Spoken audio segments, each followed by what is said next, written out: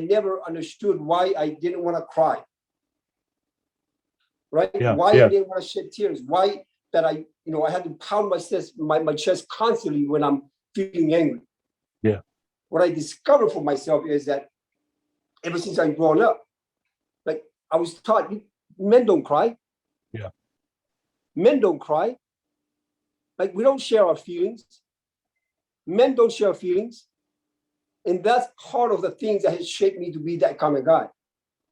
Yeah. Not sharing what's truly going on here. And that's why majority of people that are walking around have the fight within them because they can't express things that they truly want to express. Mm-hmm. You got that? Yeah. And it's that for me. Being vulnerable for me was the biggest thing that I had to learn for myself. It's taking me 7 years of looking in my life. Where in life did I stop myself from being vulnerable? Mm-hmm. And what I realized is for myself, when I was 19, my father had passed away. Mm-hmm. It was that moment when my father passed away that I said I'm no longer going to cry. And I blamed everybody else but myself. Mm-hmm. Now I'm at 50 and I'm just now discovering what it means to be vulnerable. Mm-hmm.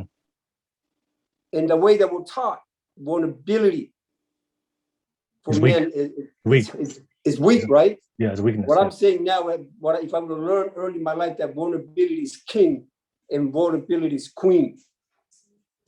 Right? Those are the small, that's one small thing that we can take a look ourselves for men. Mm-hmm. What is it about you and the vulnerability? What is it that you think that you have to keep everything in? Mm-hmm. Right? That's one trait that I had to learn for myself is allow me to be with my emotions. Not get hijacked by my emotions, but just be with it, acknowledge that it's there and move forward. Yeah. Right? But it goes back, I like what William-nacouzi said is, it's all about self-discovery or going back to, you got to go work on self. Because you can't lead with the thought that with the things that you're taught. Because you limit yourself to what you're taught. Your discovery of who you are and what's possible is everything. Mm-hmm. You got that? All the stuff that you learn in school is very limited. It only takes you a certain height. Mm-hmm. But in the world of self-discovery, you can go beyond that.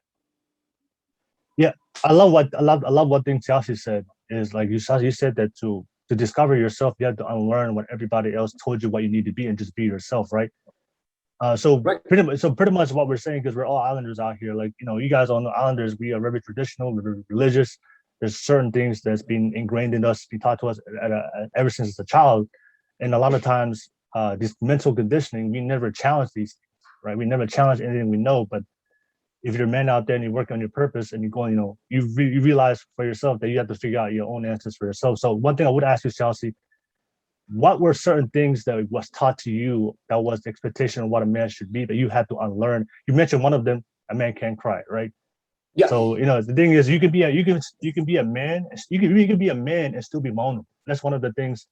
A lot of guys, a lot of the young men out there, they think that if you're vulnerable, if you cry, you're a bitch, you're weak, you're a pussy. So the thing is, for you, like, you can still be a man and still be vulnerable, right? So you found that balance.